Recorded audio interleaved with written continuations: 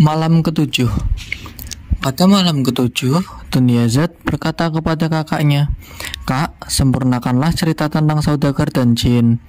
Dengan senang hati akan kulanjutkan jika raja mengizinkannya," kata Ratu Syahrazad sambil menoleh ke arah Raja Syahrayar.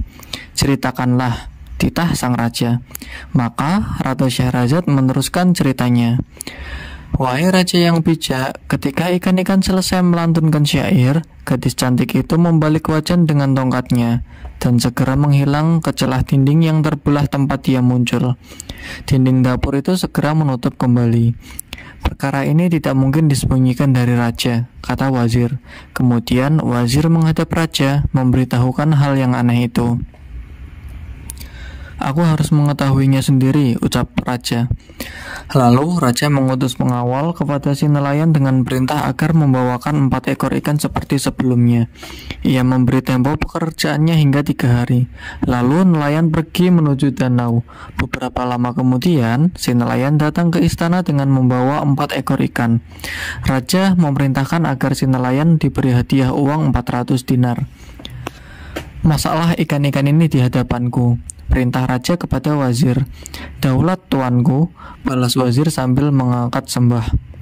Wazir segera memerintahkan gadis juru masak untuk membawa wajan dan memasak ikan-ikan itu setelah dibersihkan. Kemudian ikan-ikan itu dimasak di hadapan sang raja.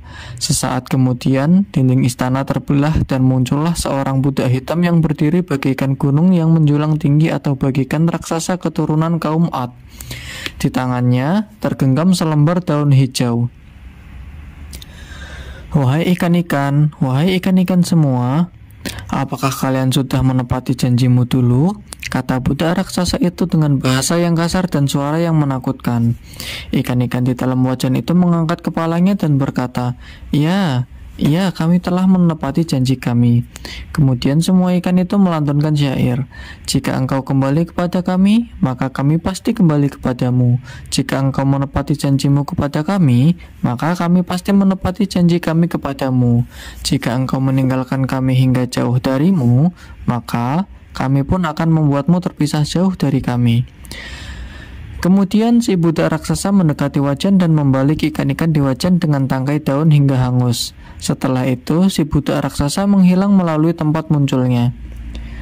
"Perkara ini tidak mungkin didiamkan saja. Pasti ikan-ikan ini memiliki rahasia," pikir sang raja. Lalu raja memerintahkan agar si nelayan dihadirkan ke istana. Si nelayan itu pun berangkat ke istana. "Dari mana engkau mendapatkan ikan-ikan itu?" tanya raja kepada si nelayan.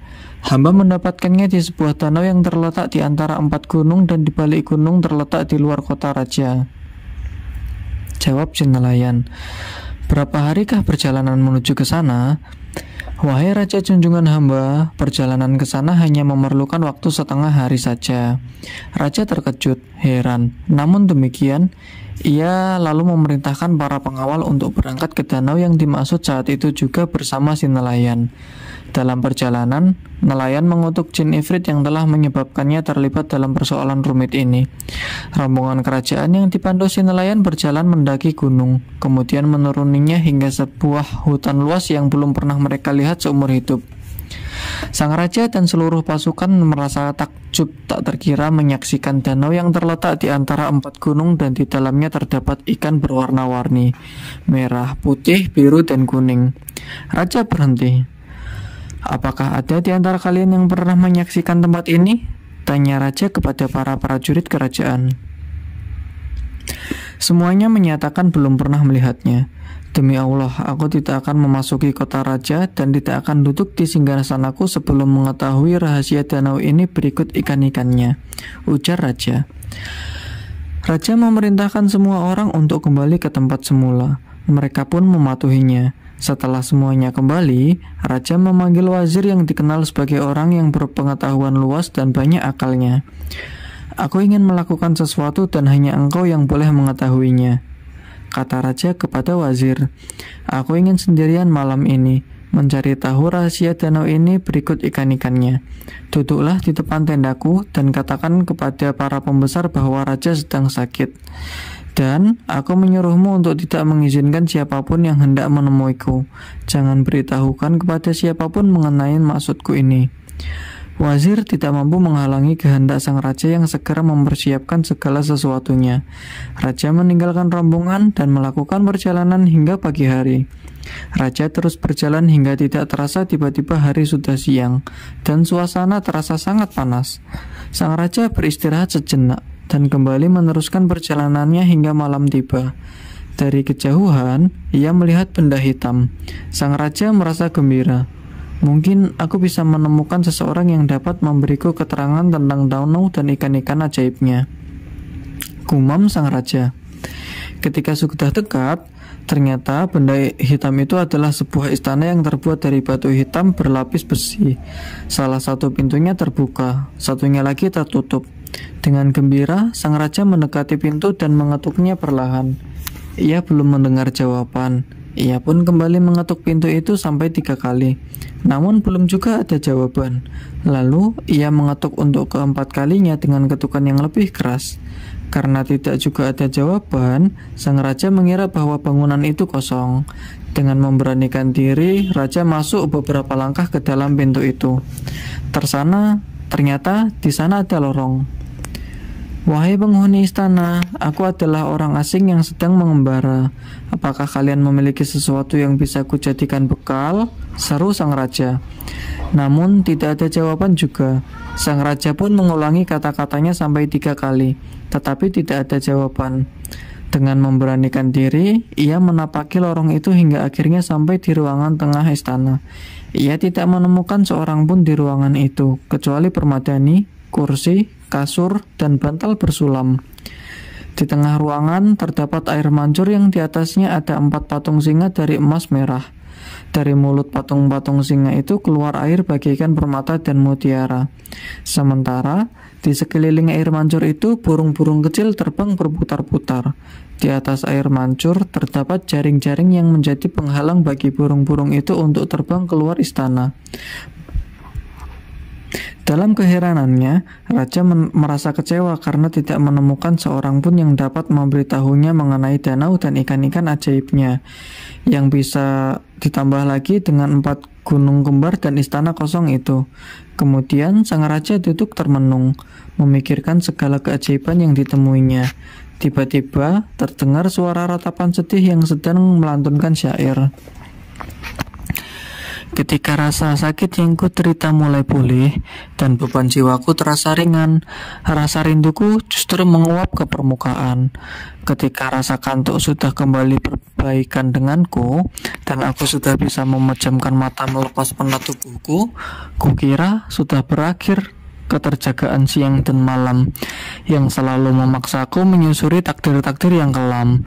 Ketika rasa rindu bangkit ke permukaan, maka aku menyeru kepada perasaan bahwa ia telah menambah beban pikiran. Wahai rasa rindu, janganlah kau berdiam di jiwa ini. Pergilah dan jangan pernah kembali. Ketika raja mendengar syair duka itu, ia segera bangkit mencari asal suara itu. Lalu ia menemukan sebuah tirai tergantung di pintu masuk menuju ruang pertemuan. Raja menyingkap tirai, tampaklah seorang pemuda sedang duduk di atas ranjang yang terangkat 1 hasta dari lantai. Pemuda itu sangat tampan, tubuhnya kokoh, suaranya terdengar merdu dan jernih. Keningnya bagi rangkaian bunga, pipinya berwarna kemerah-merahan. Ketampanan pemuda itu dapat dilukiskan dengan syair berikut. Tubuhnya ramping, rambutnya hitam dan indah. Kening melengkung bagai bulan sabit kembar merekah. Seluruh makhluk tertunduk hina saat memandangnya. Di kegelapan malam maupun di kala terang bertabur cahaya, alangkah jernihnya kedua bola mata yang indah itu. Ketika menebar pandang ke semesta penjuru, alangkah suburnya rambut dan kening yang membentuk setengah lingkar. Bagai tumbuhan hijau menebar aroma segar. Alangkah indahnya raut wajah itu, berwarna merah semu, dengan titik hitam lembut di lambaian bulu. Dengan rasa gembira yang tak terkira, sang raja memberi salam kepadanya. Pemuda itu memakai baju sutra bersulam emas. Keindahan pakaiannya tidak dapat menutupi kesedihan yang masih tersisa di wajahnya.